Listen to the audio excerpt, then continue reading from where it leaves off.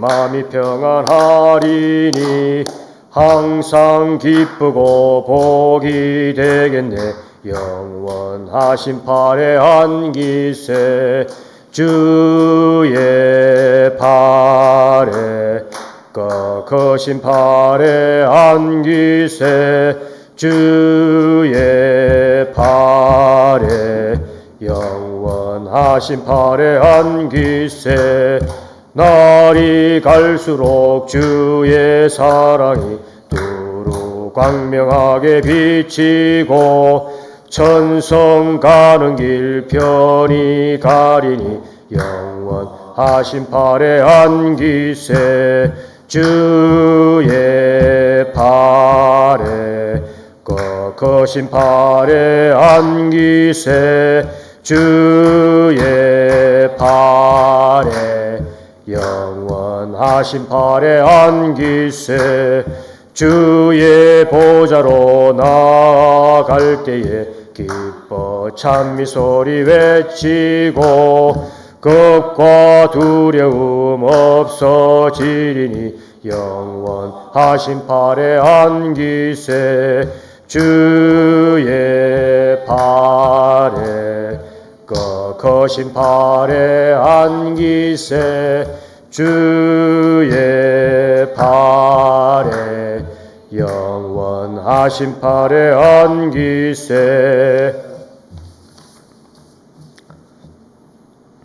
이 눈에 아무 증거 아니 배워도 믿음만을 가지고서 늘 걸으며 이 귀에 아무 소리 아니 들려도 하나님의 약속 위에 서리라. 걸어가세 믿음 위에 서서 나가세 의심 버리고 걸어가세 믿음 위에 서서 눈과 귀에 아무 증거 없어도 이 눈이 보기에는 어떠하든지 이미 얻은 증거대로 늘 믿으며 이 마음에 의심 없이 살아갈 때에 우리 소원 주 안에서 이루리. 걸어가세 믿음 위에 서서 나가세 의심 버리고 걸어가세 믿음 위에 서서 눈과 귀에 아무 증거 없어도 주님의 거룩함을 두고 맹세한 주 하나님 아버지는 참 미쁘다. 꼭 귀한 모든 약속 믿는 자에게 능치 못할 무슨 일이 있을까. 걸어가세 믿음 위에 서서 나가세 의심 버리고 걸어가세 믿음 위에 서서 눈과 귀에 아무 증거 없어도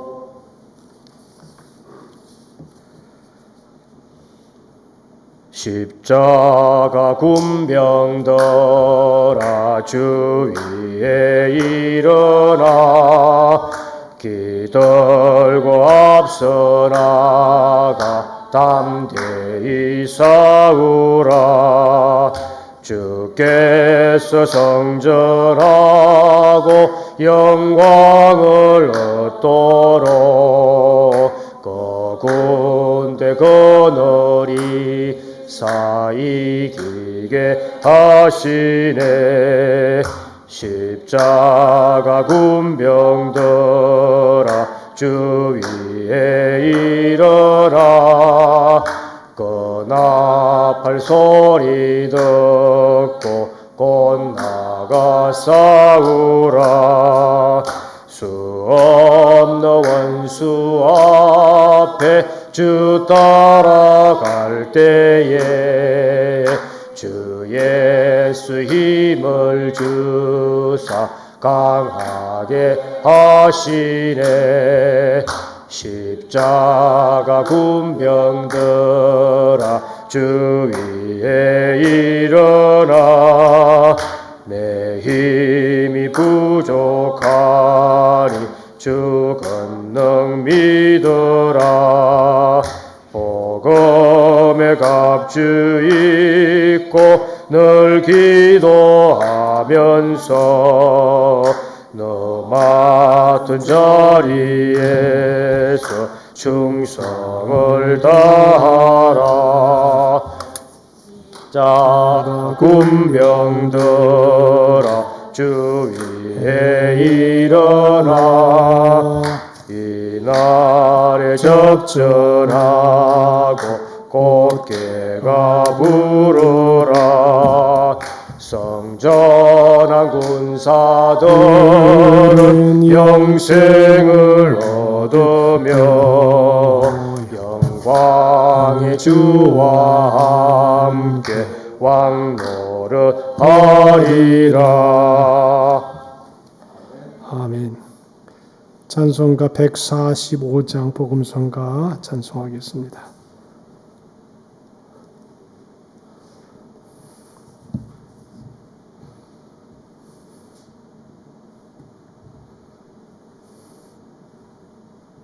자들이 수치와 모함을 당하게 하시며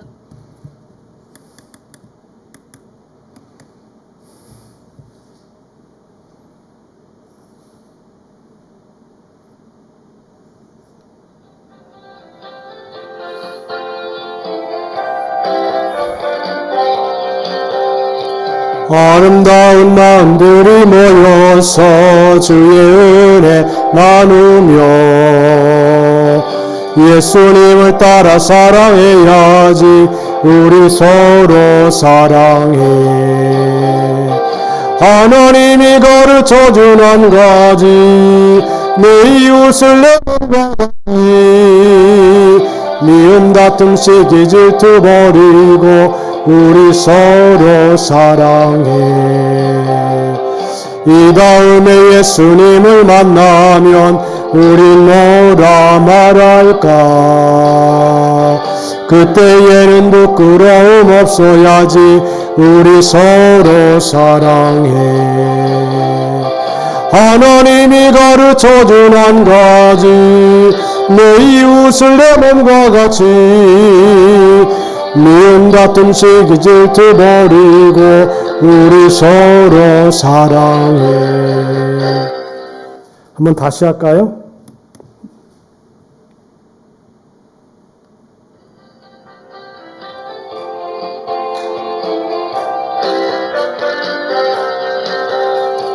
아름다운 마음들이 모여서 주의 은혜 나누며 예수님을 따라 사랑해야지. 우리 서로 사랑해. 하나님이 가르쳐준 한 가지, 내 이웃을 내 몸과 같이. 미움 다툼 시기 질투 버리고 우리 서로 사랑해. 이 다음에 예수님을 만나면 우린 뭐라 말할까? 그때에는 부끄러움 없어야지. 우리 서로 사랑해. 하나님이 가르쳐준 한 가지, 내 이웃을 내 몸과 같이. 미움 다툼 시기 질투 버리고 우리 서로 사랑해. 합심으로 기도를 하는데요. 지금 우리 국민의힘 당 윤석열 씨의 아내가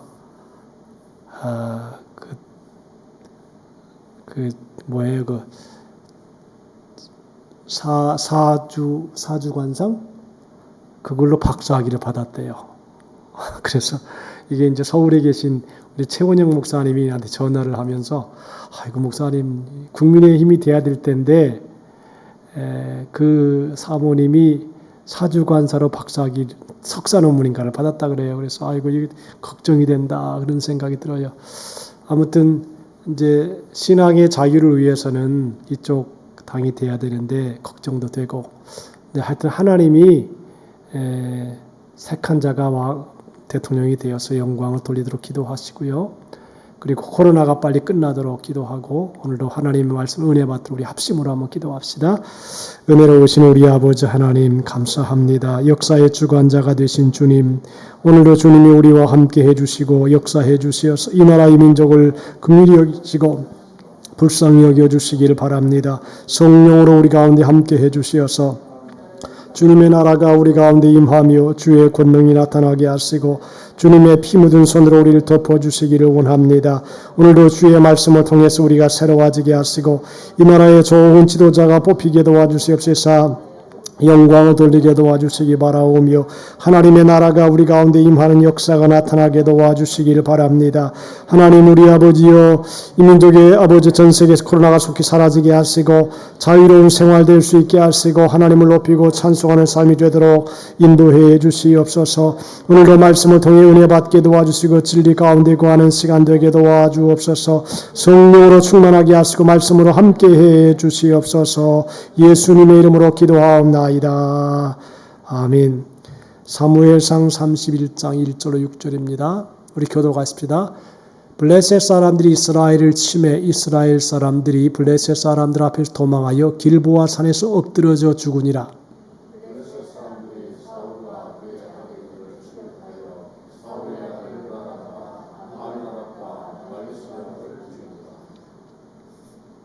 사울이 패전함에 활 쏘는 자가 따라잡으니 사울이 그 활 쏘는 자에게 중상을 입은지라.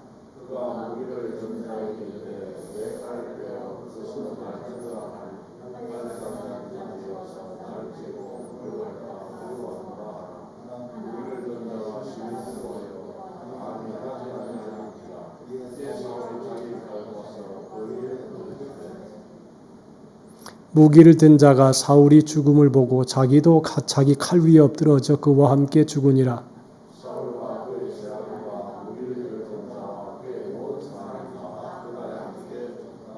아멘. 이기현 장로님, 백태근 집사님 특송해 주시죠. 미리 다 준비하셨네.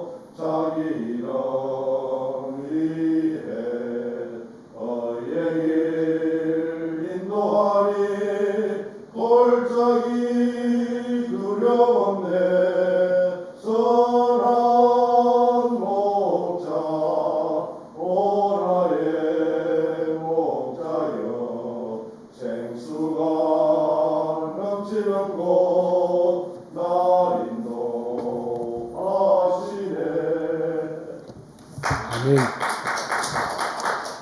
하나님 아버지 감사합니다. 오늘도 하나님을 예배하게 하시고 하나님이 사랑하는 이기원 장로님을 통해서 영광을 받으시고 하나님의 교회에서 기둥처럼 쓰임받게 하시니 감사합니다. 영육간의 건강을 주시고 마음의 평안함을 주시고 일터 사업 가정의 복을 주셔서 손대는 것마다 100배나 복을 받는 축복의 삶이 되게 하여 주시옵소서. 백태기 집사님을 축복해 주시고 이름도 없이 빛도 없이 묵묵하게 충성하시는 귀한 집사님, 하나님께서 은혜와 은총을 더해 주셔서 늘 건강을 주시고 평안함을 주시고 가정이 행복하게 하시며 남은 평생 하나님의 교회에서 귀하게 아름답게 쓰임받는 축복의 생애 되게 해 주시옵시고 영육간에 부족함이 없도록 채워 주시옵소서. 두 분이 아버지는 재정부시에서 묵묵하게 충성하시오니 하나님이 그 마음을 보시고 하늘의 신령한 문을 열어서 좋은 것으로 채우시고 축복하여 주옵소서. 예수님의 이름으로 축복합니다. 아멘. 오늘 우리 장로님하고 집사님이 하신 찬송가가 아주 제가 인상이 깊은 찬송가예요. 왜냐하면 여의도에서 고등부를 이제 수료하고 대학부를 들어갔는데 그 대학부에서 수련회를 참석했는데 1학년을 딱 들어가니까요. 이제 신학교를 들어가고 1학년 들어가니까 선배들이 굉장히 커 보이더라고요. 근데 그 찬송가 중에 제일 인상 깊었던 찬송가가 오늘 하신 거예요. 여호와 나의 목자. 그 기타를 치면서 이렇게 탁 하는데 여호와 나의 목자. 그게 그냥 가슴에 팍 들어오더라고요. 그래서 아주 그 인상이 깊은 복음성가가 그 복음성가였습니다. 아주 옛날 생각이 아주 다시 한번 나게 하는 그런 시간이었습니다. 자, 오늘 이 본문에 읽어드릴 말씀은요. 시작이 아니고 사울가의 마지막 장면이에요. 인생을 살아가다가 보면 시작할 때가 있고 끝일 때가 있어요. 근데 제일 좋은 것은 시작은 미약하더라도 마지막이 창성하게 끝나는 거예요.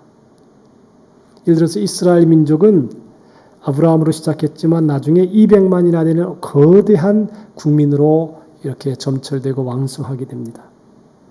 그래서 시작도 잘해야 되지만 끝이 좋아야 다 좋은 것입니다. 처음에는 열심히 했다가 중간에 여러 가지 사건이 일어나고 또 이런 경험도 쌓은 다음에 맨 마지막이 흐트러지면 여태까지 했던 모든 게 다 제로가 돼버립니다. 그래서 여러분들 시작도 참 귀하지만 끝날 때가 더 잘 돼야 된다. 인생도 마찬가지죠. 시작할 때는 잘하다가 끝날 때쯤 돼가지고 에라 이렇게 해가지고 엉망으로 해버리면 그 마지막이 그 사람이에요. 그래서 우리가 나이가 먹을수록 연세가 들수록 그 마지막이 참 아름다워야 됩니다. 근데 오늘 이 사울의 집안은요, 시작을 그렇게 좋게 시작했다가 끝은요 아주 처참하게 끝납니다. 굉장히 안타까운 그런 삶을 살아가는 걸 보게 돼요. 이스라엘 왕 초대 왕 사울은 일찍이 하나님의 부르심을 받아서 이스라엘의 초대 왕이 되는 축복을 받았습니다. 얼마나 축복입니까? 지도자 중에 지도자. 모든 권력 중에 최고봉 왕이 아닙니까? 베냐민 지파의 기스라고 하는 아버지 밑에 성장한 사울의 시대는 사사시대 말기의 사람이었습니다. 기스는 당시에 이스라엘에서 유력한 사람이었습니다. 아주 이름만 들어도 명확하게 생각날 수 있는 유명한 정치인이었습니다. 그의 아들이 있는데 그의 아들의 이름은 사울이었다 하는 것입니다. 아주 준수한 청년이었고 키도 다른 사람보다 어깨 위만큼이나 더 컸다 그럽니다. 이스라엘 나라는 역사를 보면 이제 족장 시대에서 그 다음에 사사 시대에서 왕정 시대로 바뀌어집니다.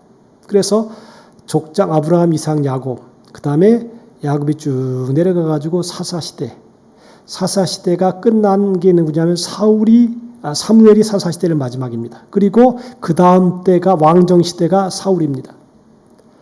자, 이 사울이 아주 기스라고 하는 집안이 유력한 집안이었고, 그리고 사울은요 다른 사람보다 키도 컸고 인물도 굉장히 좋은 인물이었다 그렇게 봅니다. 그러니까 외적으로 보기에 아주 흠잡을 것이 없는 그런 좋은 집안이었다 그렇게 보죠. 그것도 거기에 백성들이 왕을 세우는데 이 기스의 아들 사울을 세우는데 백성들도 그렇게 좋아합니다. 왜 왕을 세웠느냐 하면 그 당시 이제 주위에 블레셋 여러 가지 그 이방 나라들이 있었기 때문에 이 블레셋이 이스라엘을 자주 침공했다 그래요. 백성들이 어렵게 농사를 잘 지어가지고 이제 풍성하게 해놓으면 그 곡식을 약탈해 간 것이 블레셋이었다 그럽니다. 이렇게 이스라엘은 통일 왕국을 아주 이루지 못한 시대에 있었는데 강력한 힘을 발휘하지 못해서 백성들이 자기 생각대로 행함으로 혼란스러웠고 공의도 없었고 방종했습니다. 법이 없었어요. 여러분 법이 없이 산다는 게 별로 좋은 건 아니에요. 그죠? 법이 있어야 돼요. 근데 법이 없이 산다는 건 문제가 되는데 이제 착한 사람들을 가리켜서 법이 없어 산다는데 실제로는 법은 약한 사람들을 위해 있는 것인데 약한 사람들이 도호받지 못하게 되면 이제 법이 없어지는 거죠. 자, 그런데 하나님의 선지자였던 사무엘은 백성들의 영적인 지도자였습니다. 사무엘이 나이가 들어가자 백성들은 왕을 달라고 요구하게 됐습니다. 이웃 나라들처럼 이스라엘도 왕이 통치를 해서 왕국이 되기를 바란 것입니다.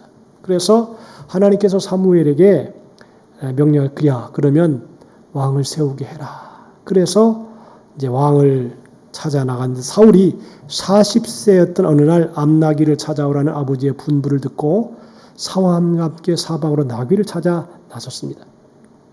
나귀를 찾지 못하자 사원과 함께 도움을 얻기 위해서 사무엘 선자를 찾아갔습니다. 하나님께서는 사무엘에게 찾아온 사울을 이스라엘 왕으로 세우라고 명령했습니다.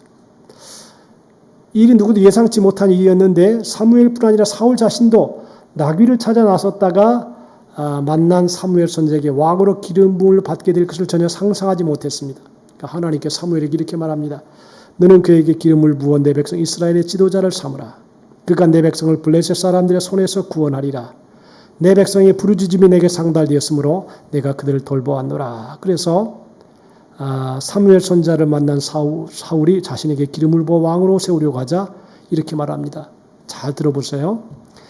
왕으로 세움받기 전에 어떤 말을 했는지 나는 이스라엘의 지파 중에 가장 작은 지파 베냐민 사람이 아니니까 나의 가족은 베냐민 지파 모든 가족 중에 가장 미약하지 아니하니까 당신이 어찌하여 내게 이같이 말씀하시나이까 그랬어요. 여러분 이 내용을 보세요. 언어를 보면 얼마나 겸손했어요. 나는 이스라엘 지파 중에 가장 작은 지파 베냐민 사람이 아니니까 작은 지파라 그랬어요. 여러분들 스스로 작게 여길 때는요 겸손한 거예요. 스스로 작게 여길 때는. 근데 내 정도면 됐지 이 정도 자기가 스스로 커지게 되면 이제 교만이 들어온다고 볼 수 있죠. 그러면서 말합니다. 나의 가족은 베냐민 지파 모든 가족 중에 가장 미약하지 아니하니까 그랬어요. 보세요. 이 사울이 맨 처음 왕이 되어서 사무엘이 기름을 부으려고 하니까 하는 언어가 너무 겸손해요. 가장 미약하지 아니하니까 작은 지파 베냐민이 아니니까 라고 스스로 자기를 낮추어서 자신은 왕이 될 수 없는 자라고 사양을 합니다. 그러나 사무엘 선지자는 하나님의 말씀을 들은 대로 사울을 왕으로 기름 부어서 세웠습니다. 사울은 이제 더 이상 평범한 이스라엘 청년이 아니라 백성들을 다스리고 나라를 지키는 왕이 되었습니다. 왕이 되니까 어디 가도 특별한 대우를 받고 예우를 해주죠. 여러분들 그런데 이 내용을 보면 사울은요 처음에 참 겸손한 사람이었던 걸 알 수 있어요. 우리도 마찬가지죠. 우리가 처음에 시작할 때 얼마나 겸손했는가, 낮아졌는가. 이 겸손이라는 것은요 죽을 때까지 가져가야 돼요. 왜냐하면 조금만 뭐를 알면 아는 듯 싶어가지고 교만하고 오만하게 빠질 가능성이 우리 모두에게 있어요. 희한해요. 사람이 조금만 힘만 주어지잖아요. 그러면 그 힘을 가지고 어떻게 하든지 발휘하려고 그래요. 그게 이제 선하게 발휘되면 얼마나 좋겠어요. 근데 이 힘을 가지고 악하게 써먹으려고 하는 마음이 생긴다는 것이죠. 이게 교만이죠. 그러니까 힘이 있을 때 그 힘을 가지고 선용하면 너에게도 좋고 나에게 좋고 다 좋아요. 근데 이게 악용을 하게 되면 여러분 우리에게 다 힘이 있어요. 여러분 다 힘이 있죠. 우리에게 사회적인 포지션이 있어요. 가정에서의 힘이 있어요. 그리고 우리가 일반 사회에 어느 정도의 레벨이 있어요. 다. 근데 그 힘을 낮아지고 겸손해서 사람을 살리려고 하는데 쓰면 그 힘은 아주 좋은 힘이 돼요. 근데 이제 교만하면 어떻게 되느냐 하면 그 힘을 악용하는 것입니다. 악용해요. 사울의 출발은 훌륭했습니다. 자기가 작은 지파라고 그랬습니다. 그리고 그의 아버지 야곱이 베냐민은 그의 아버지 야곱이 극진히 아끼고 사랑했던 이스라엘 막내 아들이었습니다. 그의 후손으로 태어난 사울은 아버지도 유력한 사람이었습니다. 아버지의 심부름을 받아서 나귀를 찾아 사방으로 다닌 것을 보면 순종형의 사람이었습니다. 나귀를 찾아가지고 아버지가 야 나귀가 어디 있는지 알아보라. 그러니까 아버지의 말씀을 듣고 여기저기 잘 찾아다닙니다. 외모한 준수한 외모와 큰 키는 날 때부터 사람들에게 주목을 받을 만한 사람이었습니다.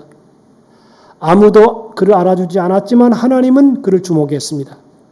하나님께서 많은 당시의 청년들 중에서 이 사울을 이스라엘 초대 왕으로 세울 것을 명하셨습니다. 그렇지만 사울은 겸손하게 자신이 왕이 될 만한 자격자가 아니라고 사양까지 했습니다. 후에 그가 왕으로 세움받을 때에 그는 당당하게 기름 부음을 받지 않았습니다. 그는 진보다리 속에 자신을 숨겼습니다. 자신을 돌아볼 때 감히 왕이 될 만한 자신감이 없었습니다. 그만큼 겸손한 사람이었습니다. 이런 모습을 보면 그는 하나님의 눈에 든 사람임이 틀림없습니다. 왜냐하면 여러분 겸손하면요 사람도 좋아해요. 주위 사람이 겸손한 사람 참 좋아하거든요. 자기를 낮추고 보잘것없는 사람이라고 그러고. 근데 이제 자기가 이렇게 올라가면서부터 사람들이 싫어하는 거예요. 자꾸 이상한 말 해쌓고 자기를 높이는 말을 하고 사람 죽이는 말을 하고 덕스럽지 못한 행동을 자꾸 하는 거예요. 그리고 사람들에게 사울을 소개시킵니다. 사울은 하나님이 택하신 자임을 분명히 소개했습니다. 그리고 사울은 모든 백성들 중에서 감히 어깨와 함께할 사람이 없다고 세워주셨습니다. 사울만한 인물이 없다는 것이죠. 이 광경을 본 이스라엘은 한호성을 질렀습니다. 이야 왕의 만세 그랬습니다. 그는 영실공 이스라엘 초대 왕으로 세우심 받았습니다. 그가 왕으로 선택되어 즉위하기까지 참으로 순조롭게 잘 진행이 되었습니다. 왕으로서의 출발은 거칠 것이 없었습니다. 회방도 없었습니다. 이게 큰 축복이지요. 많은 사람이 출발부터 어려움을 겪는 일이 있습니다. 그러나 그 어려움을 어떻게 극복하느냐에 따라서 인생은 성공과 실패가 결정됩니다. 아무리 출발이 훌륭하더라도 결과가 불행스럽게 끝이 나면 좋은 출발도 도움이 되지 않습니다. 그 반대로 비록 출발은 불행스럽게 시작했지만 그 불행스러운 출발을 믿음으로 잘 이겨나가면 전화위복이 되어서 큰 축복이 되어 돌아오는 경우들도 많습니다. 여러분들 그래서요 이제 우리가 다 힘이 주어지잖아요. 맨 처음에는 힘이 약해요. 근데 이제 세월이 가고 그리고 경험도 생기고 또 물질도 생기고 이러면요 서서히 그 처음 가졌던 마음이 점점 줄어드는 경우가 있어요. 다 그런 건 아니지만. 근데 사울은 점점점 커지면서 자기가 교만해진 것입니다. 그 이제 미국에 부모님 따라서 8세에 이민을 간 이승복이라는 사람이 있답니다. 근데 이 사람이 감당하기 힘든 유년기를 11세 때에 배운 기계 체조로 견뎌냈답니다. 기계 체조를 열심히 해가지고 아주 훌륭한 선수가 되었습니다. 훌륭한 인재로 성장해서 올림픽 금메달을 기대할 만큼 유력 선수였던 그가 18세 때 1983년, 이때가 1984년이 이제 제가 신학교 졸업할 때인데 7월 4일에 고난도 회전 기술을 빙그르르 연습하던 중에 부상을 입어서 척추신경이 절단되어서 평생을 휠체어를 타는 불구자가 되었습니다. 아주 건강한 친구가. 그럴 수가 있죠. 그래서 그가 뉴욕 대학교에 이제 거기에 있었는데 거기서 복음을 그 당시에 받게 되었고 그리스도인이 된 후에 놀라운 변화가 일어났다고 합니다. 사람이 여러분들 이렇게 막 건강하다가 건강을 잃어버리잖아요. 그러면 굉장히 그 낙심할 수 있는 가능성이 많지요. 한창 건강한 18세 때 이렇게 부상을 입어가지고 휠체어를 타고 다니는 그런 신세가 되었는데 그가 이제 복음을 받아들여가지고 놀라운 마음의 변화가 일어났어요. 그 뭐냐면 무슨 얘기를 했냐면 선교사가 와서 우리를 사랑하셔서 부르신 주님은 사람마다 계획이 있다는 것과 이 땅에서 온갖 경멸과 고난과 고통을 받으신 주님이 누구보다도 더 자신의 아픔과 무너지는 마음을 알고 계신다는 선교사의 말에 전도를 받았습니다. 주님이 계획하신 삶 안에는 감당할 힘이 있다는 것을 깨닫게 된 이 이승복 군이 더 이상 절망에서 벗어나 자신과 같은 사람들을 일으켜 세우고 싶은 제2의 꿈이 생겼습니다. 그래서 모두가 말도 안 된다고 반대했던 의사가 되기 위해서 공부를 했습니다. 운동선수가. 그는 주님이 감당할 만한 힘을 주신다는 믿음으로 온갖 난관을 이겨내고 뉴욕 대학을 거쳐 하버드 대학교 의대에서 수석으로 인턴을 마쳤습니다. 마침내 지금은 세계 최고의 병원 중에 하나인 존스 홉킨스 병원의 재활의학과 전문의가 되었습니다. 미국에서 하나밖에 없는 사지 마비 장애인 의사가 된 것입니다. 미국에 딱 2명 있대요. 근데 이 사람이 의사가 됐어요. 이 고난의 세월을 꺾고 겸손하게 막 하나님께 부르짖으니까 하나님께서 그를 의사가 되게 했다는 것입니다. 나는 이 얘기를 듣고 참 놀랍지요. 사울과 대비되는 또 한 사람인데 요셉입니다. 우리가 이제 시초에 월초에 요셉을 얘기했죠. 사울이 왕이 되어 승승장구할 때 요셉은 어린 시절부터 고난이 시작됐습니다. 형들에게 미움을 산 나머지 살해의 위협을 당하게 되었고 죽음을 겨우 면하고 대상들에게 은희심장에 팔립니다. 종의 신세로 추락한 그는 누명을 썼습니다. 감옥에 갇히는 신세가 되었고 앞날이 암담하게 보일 뿐이었습니다. 그러나 사울은 출발이 매우 좋았습니다. 여러분 요셉의 생애와 사울의 생애를 비교해 보면 요셉은 아주 어렵게 시작하잖아요. 아버지에게 사랑을 많이 받지만은 은희심량에 팔려가서 종들이 되고 보디발의 집에 가서 종 노릇하다 가정 총무로 섬기다가 그냥 거기서 억울하게 감옥에 갇히게 되고 이런 어려움을 겪게 돼요. 그러니까 요셉의 생애는 처음에는 힘들었지만 가면 갈수록 일어나는 생애였고 이 사울의 생애는 처음에는 환호를 받고 막 사랑을 받고 이렇게 막 존경을 받았지만 가면 갈수록 점점 뚝뚝뚝 떨어져 나가는 그런 삶이 된다는 것이죠. 근데 확실히 그런 삶이 있는 것 같아요. 처음에는 힘들었지만 나중에 잘 되는 삶이 있고 처음에는 잘 됐지만 가면 갈수록 어렵게 되어지는 상황도 있을 수가 있다라고 하는 것이죠. 자, 사울의 일생이 주는 교훈은 뭐냐면 왕위에 즉위한 후에 그는 왕권을 남용하면서 일평생을 부정적으로 살았습니다. 그가 왕이 되기 전까지는 겸손한 청년이었습니다. 그런데 부끄러워서 사람들에게 자기 얼굴도 쉽게 내밀 수 없던 청년이었는데 얼마 못 가서 그는 권력의 맛을 들이게 되었고 사람들의 인기와 칭송을 제일의 목표로 살아간 것입니다. 자기 명성보다 다윗의 명성이 더 높아지자 그는 참지 못했습니다. 다윗을 제거하려고 수차례나 살해의 위협을 가하였습니다. 사람들이 자기보다 다윗을 더 칭찬하자 견디지 못했습니다. 이렇게 명예욕은 사울을 무너뜨리기 시작했습니다. 그는 사람들의 칭찬을 하나님의 칭찬보다 더 소중하게 여겼습니다. 사람들의 요구를 따르는 것을 하나님 뜻보다 더 소중하게 생각했습니다. 여러분들 사울이 아주 민감하게 이렇게 머릿속에 남는 게 뭐냐면 다윗이 죽인 자는 만만이요 사울이 죽인 자는 천치라 그랬죠. 자 보세요. 사울이 죽인 자는 천치요 다윗 죽인 자는 만만이라 했어요. 그러면 이 말에 여인들의 창화하는 이 말에 머리가 신경이 굉장히 쓰여지는 거예요. 그래? 다윗은 만만이고 나는 천천이야? 앞으로 얻을 게 그럼 나라밖에 뭐냐? 이렇게 생각을 해가지고 그 다음서부터 다윗을 죽이려고 막 따라다닙니다. 사울 시대에 문화가 없습니다. 다윗의 시대는요. 찬양대를 만들어 놓고 문화적인 영적인 그런 분위기가 막 진흥하고 일어납니다. 그런데 사울 시대에는 뭐 하다 끝나냐면 계속 다윗 죽이려고 따라다니다가 그냥 마무리해버립니다. 그러니까 문화도 없고 엽적도 없어요. 그냥 죽이려고 하다가 끝난 거예요. 그게 사울의 인생이라고 볼 수 있습니다. 그는 아말렉과의 전쟁에 승리한 후에 부하들에게 명령한 것도 자기 욕심을 채우기 위한 명령이었습니다. 그러니까 이게 이런 게 있어요. 여러분들 사람이 바르면은 자기가 있는 힘을 가지고 다 바르게 사용하려고 그러거든요. 근데 이게 악령이 한번 잡히게 되면 자기가 있는 힘을 다 동원해가지고 다윗을 죽이려고 해요. 그러니까 목적이 죽이는 것밖에 없어요. 그는 자신이 받은 큰 노력과 축복들을 개인적인 욕심을 채우는 데 사용하려고 했습니다. 하나님의 전쟁의 노래함을 다 진멸하고 어떤 사람도 가지지 말 것을 명령하셨습니다. 그런데 불구하고 그는 가장 좋아 보이는 양과 소들을 숨겨두었습니다. 그리고 변명합니다. 양과 소는 하나님께 제사드리기 위하여 남겨두었다 그랬습니다. 하나님은 아셨죠?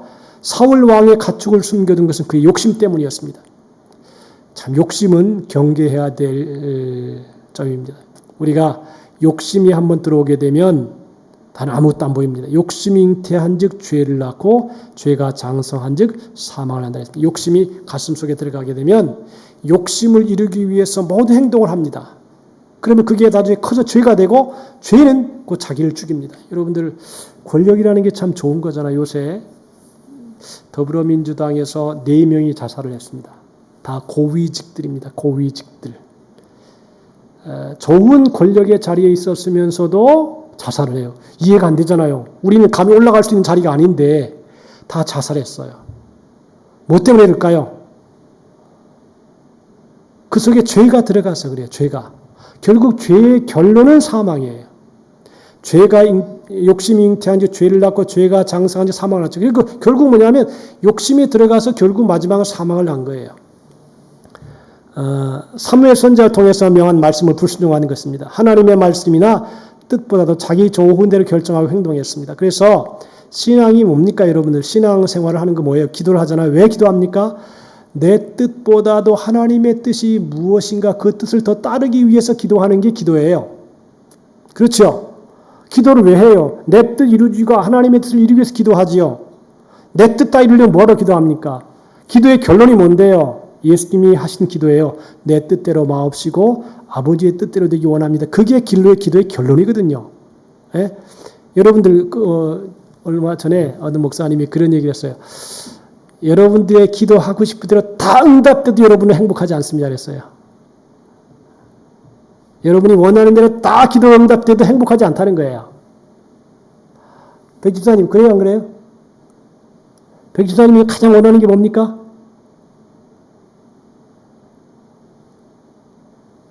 없어요? 여러분이 다 기도 응답을 되기 원하다 그거 응답 다 되면 행복하냐? 우리 윤장로님 죄송합니다. 윤장로님 가장 원하는 게 뭡니까? 없습니까?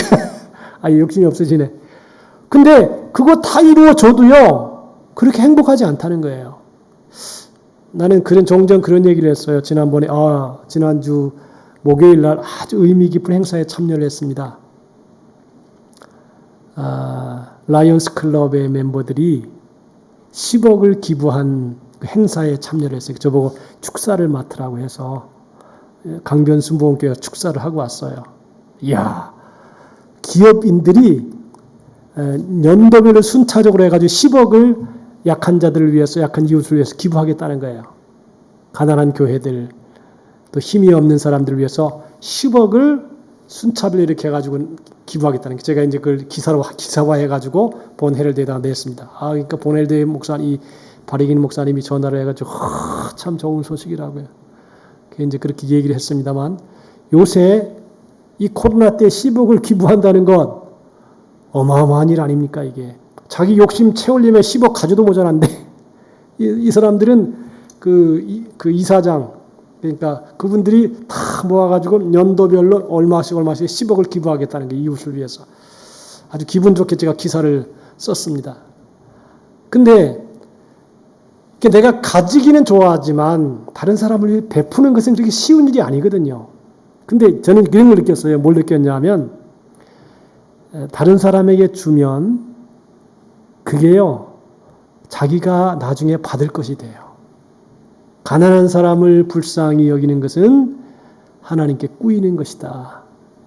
가난한 자를 구제하는 것은 하나님께 꾸이는 것이냐 하나님께서 갚아주신다는 말씀이 나와요. 가난한 사람을 위해서 막 주잖아요. 그러면 하나님이 다른 방향으로 준다는 거예요. 또 그 미국에서 유명한 부자들 있잖아요. 부자들의 특징이 뭐냐면 기부를 많이 한다는 거예요. 사회에다가. 가난한 사람들, 학교, 교도소, 병원 이런 데다 기부를 많이 해요. 그러면 근데 이 사람들이 기부를 하면 할수록 가난해져야 되잖아요. 근데 빠져나가니까. 근데 희한한 것은 그 사람들이 더 부자가 된다는 거예요. 남을 윤택하게 하는 자는 윤택하여질 것이요. 그랬어요. 구제를 좋아하는 자는 풍족하여질 것이요. 그랬어요. 다른 사람을 도와주고 구제하고 나누어주고 베풀어주면 더 가난해지고 없어지고 힘들 것 같은데 그렇지 아니하고 하나님이 그 가난한 사람, 구제하는 사람을 더 부자가 되게 하고 더 풍요하게 하고 더 복되게 한다는 것이에요. 그러니까 주는 게 아닌 주는 게 곧 하나님이 나에게 주기 위해서 어떤 방책을 예비하는 것이죠. 그래서 우리가 행복이 뭐냐? 제가 축사를 하면서 여러분들 인생의 성공은 다른 사람들에게 감사합니다라고 하는 인사를 많이 받는 사람이 성공한 인생입니다. 감사합니다는 말을 많이 받는 사람이 성공한 사람이다. 그렇게 어떻게 생각하십니까? 고맙습니다. 이 말 많이 듣고 살아봐요. 얼마나 행복하겠어요. 그죠? 근데 자기 욕심 챙겨가지고 막 뒤에서 욕이나 해대고 말이죠. 지만 한다 그러고 말이지. 이렇게 막 욕 먹어가면 그런 부자는요. 그건 불행한 부자예요. 베풀고 나누고 도와주면서 이렇게 자기도 행복을 누리면서 보람된 삶을 살아가는 게 행복이 아닌가 그렇게 보는 것입니다. 자, 여러분들 아담과 하와가 살았던 에덴 동산은 온갖 좋은 것이 가득한 곳이었습니다. 그 두 사람이 아쉬울 게 전혀 없습니다. 먹을 것, 마실 것, 막 지천에 가득합니다. 그럼에도 불구하고 선악을 알게 하는 선악과를 사탄의 유혹으로 먹게 되었습니다. 희한하죠, 여러분. 죄가 뭐냐? 먹지 말라는 거 먹는 게 죄예요. 선악과 먹지 말라. 근데 먹었단 말이에요. 그게 죄라 이 말이죠. 그게 원죄가 되어서 그 후손들에게 계속 영향이, 그러니까 먹는 거 조심해야 돼요. 제가 이제 지난주에 지난주인가요? 건강 검진을 갔다 왔는데 제가 이제 컬럼에다 썼죠. 3가지 물어보더라고요. 첫째로는 뭘 먹느냐, 술 담배 안 먹느냐. 술 담배가 아주 몸에 아주 안 좋은가 봐요. 술 담배 먹느냐. 먹는 거 조심해라. 여러분, 오죽하면 하나님께서 레위기에 정한 것과 부정한 것을 나누어 놓고 정하는 것을 먹고 부정한 것을 먹지 말라 그랬어요. 그러니까 우리가 먹고 마시는 것도 조심해야 돼요. 아무거나 먹으면 안 돼요. 두 번째로는 뭐냐면 먹고 마시는 것 외에 두 번째 하는 것은 뭐냐면 선조들이 어떠한 유전적인 질병을 가지고 있느냐. 그렇죠. 내가 아무리 건강해도 선조가 병이 있으면 그 사람도 거의 병에 걸릴 가능성이 많다는 거죠. 위에서부터 내려온 체질이 있으니까. 이게 체질이 하루아침에 된 게 아니라 매일 같이 먹잖아요. 먹고 마시고 똑같게 반복이 되다 보니까 거기에 병이 걸린다는 것이죠. 유전적인 병. 3번째로는 운동이랍니다. 운동. 여러분들 운동을 사람이 하루에요. 약 6,000보 이상 걸어야 된대요. 자꾸 걸어야지 몸이 좋아진대요. 그래야지만이 몸의 병균도 사라진대요. 우리 아마 백집사님 하루에 10,000보 이상 걸을걸요? 그죠? 매일 걷죠? 우리 백집사님 건강은 따랐어요. 근데 이게 운동이 참 중요하다는 거예요.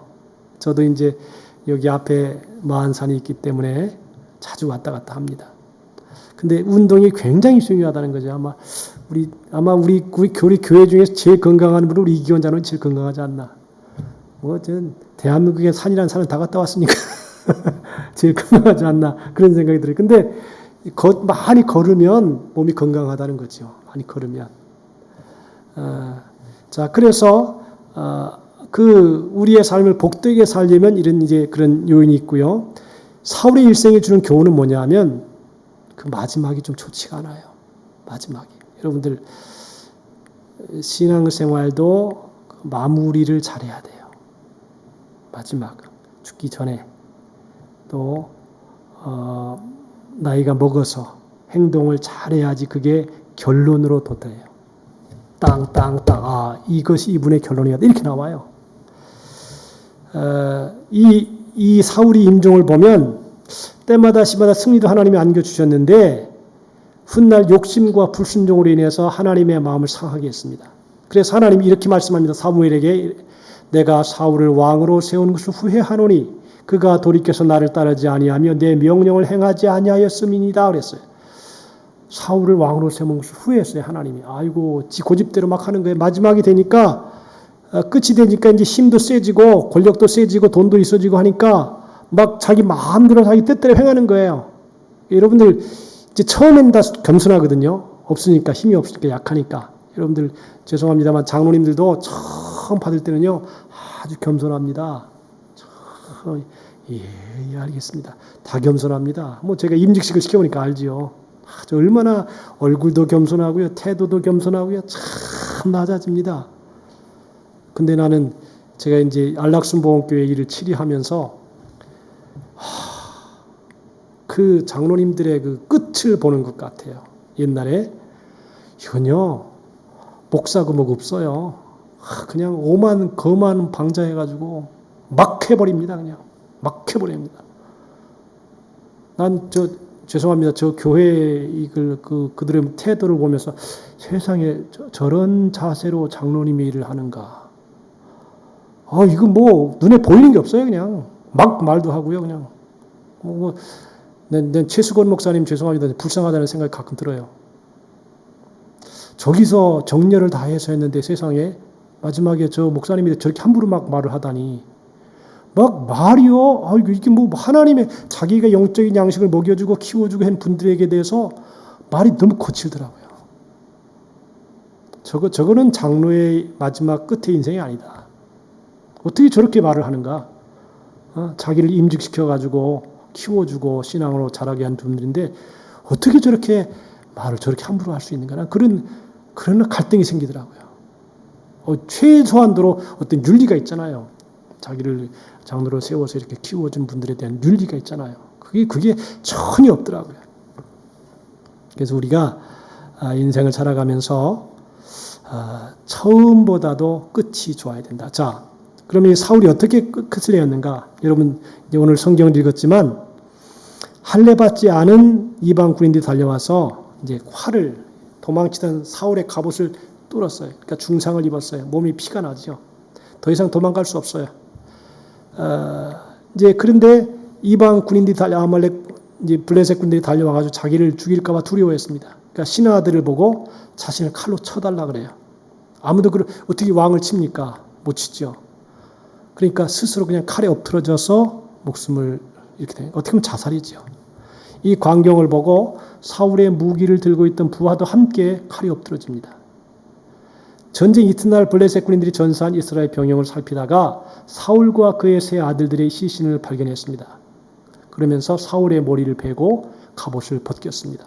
그리고 그것을 블레셋 사람들의 땅 사방에 보내어서 승전을 축하했습니다. 사울의 시신은 벳산 성벽에 못을 박아 매달았습니다. 여러분 보세요. 자식도 자살했습니다. 사울은 처음에는 참 영광스럽게 시작했다면 마지막에는 자식과 함께 전쟁에 나가서 화살에 맞아 쓰러지고 자기도 자살하고 아들도 자살하고 주위 사람 다 자살하게 만들어요. 결국은 이게 인생의 끝이었습니다. 성경은 말합니다. 하나님이 일의 결국을 다 들었으니 하나님을 경외하고 그의 명령을 지킬지어다. 이것이 사람의 본분이라 그러면서 하나님은 모든 행위와 모든 은밀한 일을 선악간에 심판하시리라. 선악간에 다 심판하신다 그랬어요. 참 무서운 이야기입니다. 오늘 우리가 이 글 생각하면서 뭘 얘기하냐면 처음도 중요하지만 마지막을 어떻게 상식하느냐, 마지막 끝이 어떠느냐, 이게 더 중요하다는 거예요. 처음이야 뭐 힘이 있으니까 잘할 수 있지요. 기분도 좋지요. 임직받으니까 얼마나 기분 좋습니까? 근데 마지막에는 그게 다 처음에 첫사랑도 사가지고 이루어지고 그리고 마지막에는 결국 교만해지고 오만해지고 그래서 마지막이 아주 그냥 자식들과 함께 비참하게 되고 여러분 어떻게 왕으로 세운 사람이 처참하게 끝나는 거예요. 처참하게.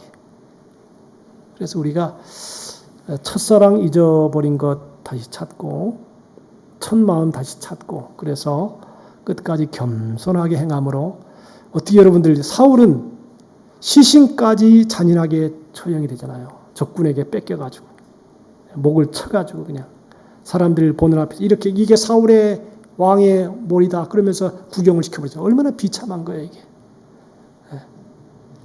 아주 겸손하게 했으면 하나님이 은혜롭게 잘 이렇게 보호해 주셔서 갈 텐데 결국 나중에 불순종하고 교만하고 오만해서 하나님이 버림받은 그런 삶이 바로 사울의 삶입니다. 여러분들 한번 다 같이 합시다. 끝까지 겸손하게 삽시다. 끝까지 겸손해야 돼요. 끝까지 낮아져야 돼.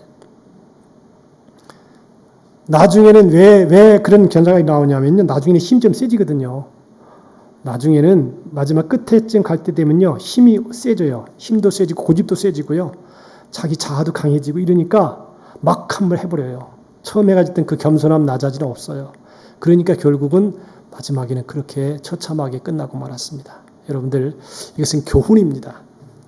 우리는 마지막까지 잘 장식해야 되겠다. 마지막까지 진실하고 겸손하고 낮아져야 되겠다. 처음에는 얼마나 겸손해요, 여러분들.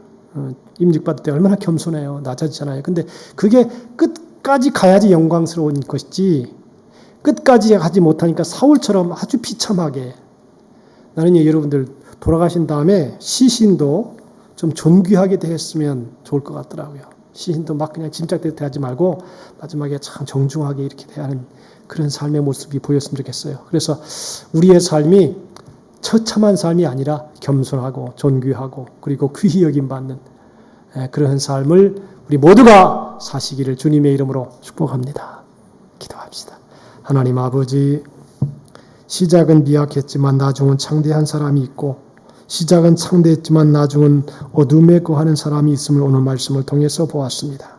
걸어가신 주님, 우리로 하여금 주님의 뜻대로 행해서 끝까지 사랑을 받고 귀히 여김받고 존경을 받으면서 이름이 명예스러운 삶을 사는 우리 모두가 되게 해 주옵소서. 예수님의 이름으로 기도하옵나이다. 아멘. 146장 복음성가 찬송하겠습니다. 저 가사를 한번 생각하면서 찬송합시다. 우리의 만남은 주님의 은혜라오. 우리의 모임은 주님의 축복이라오. 우리는 하나님 영광 위에 지음받았으니 우리를 하나님 나라 위에 용서하소서. 오 주여 나의 소명 항상 인도하소서. 오 주여 우리 소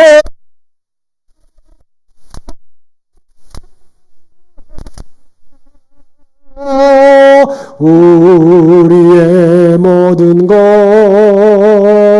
주여 인도하소서. 우리의 모든 것 주님께 바치옵니다. 오 나의 하나님 아버지여 당신의 뜻대로 오 나의 하나님 아버지여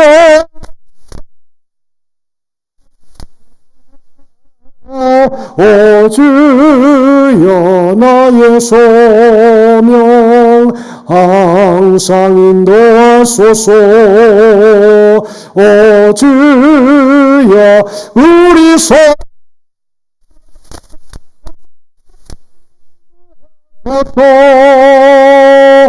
할렐루야.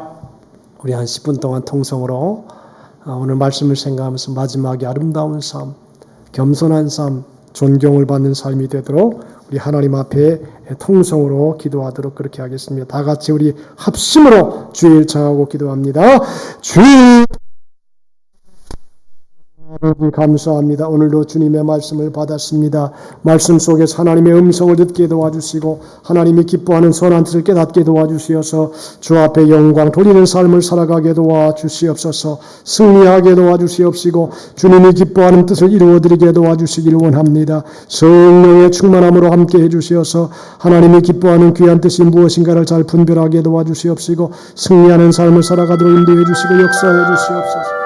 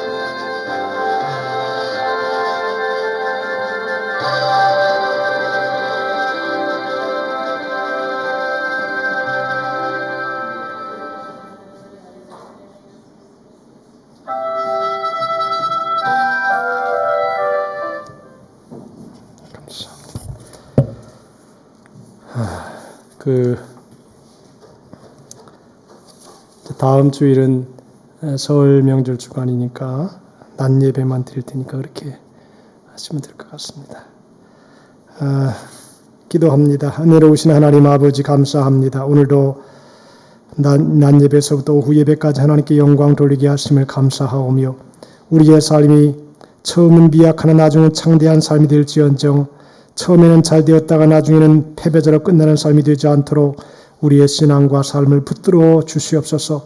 한 주간 동안도 믿음으로 승리하게 하시고 주 앞에 영광 돌리기 원하오며 이제는 우리 주 예수 그리스도의 무한하신 은혜와 하나님 아버지의 극진하신 사랑하심과 보혜사 성령님의 감화 감동 내주 충만한 축복의 역사가 예배를 마치고 돌아가는 우리 모든 성도들의 생애 삶 속에 이제로부터 영원토록 함께 하시기를 간절히 축원하옵나이다. 아멘.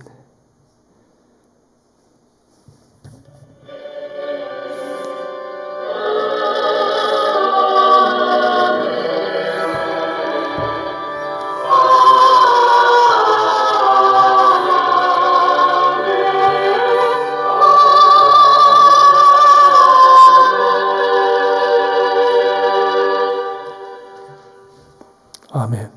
이상으로 예배를 마쳤습니다. 편안하게 돌아가시기 바랍니다.